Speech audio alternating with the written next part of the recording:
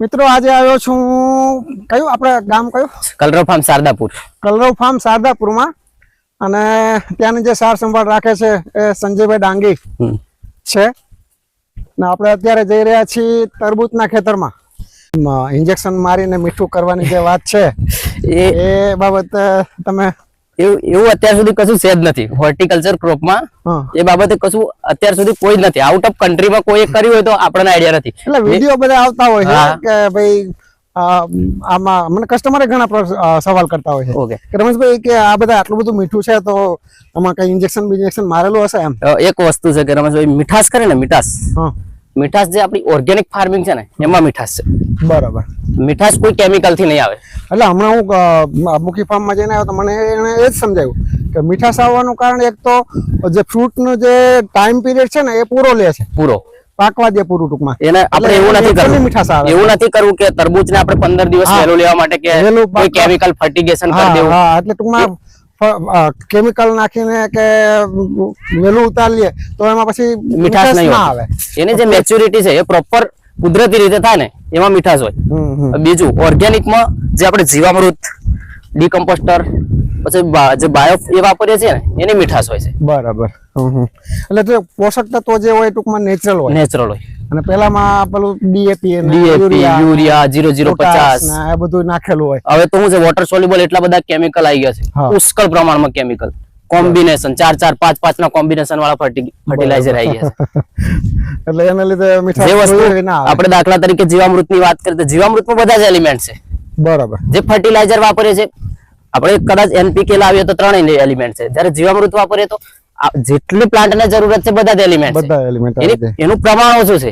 બરાબર. એને તમારે રિપીટ પેલાની કમ્પેરમાં મોર કરવું પડશે. હા બરાબર. એક વાર કરતા 5 વાર કરવું પડશે. ડાયલ્યુટ વધારે હોય. ડાયલ્યુટ વધારે રાસાયણિક ખાતરમાં તો થોડું નાખે તો બહુ મળી જાય. પણ એ ટૂંકમાં આપણને જે શરીરને ફાયદો કરવો અત્યારે જે કેન્સર એક કોમન કેન્સર હવે એક એવો વે આવશે રમેશભાઈ કે હરેક પરિવારમાં એક કેન્સર હશે. સાચી વાત છે. એનું મેઇન રીઝન આપણે દર્શાવીએ તમે જુઓ ને લગભગ કેન્સરના તો આપણે કદાચ એવું મેં સાંભળ્યું હતું કે ભાઈ ગુજરાત બીજા નંબરે આવે છે ઇન્ડિયામાં. 100%.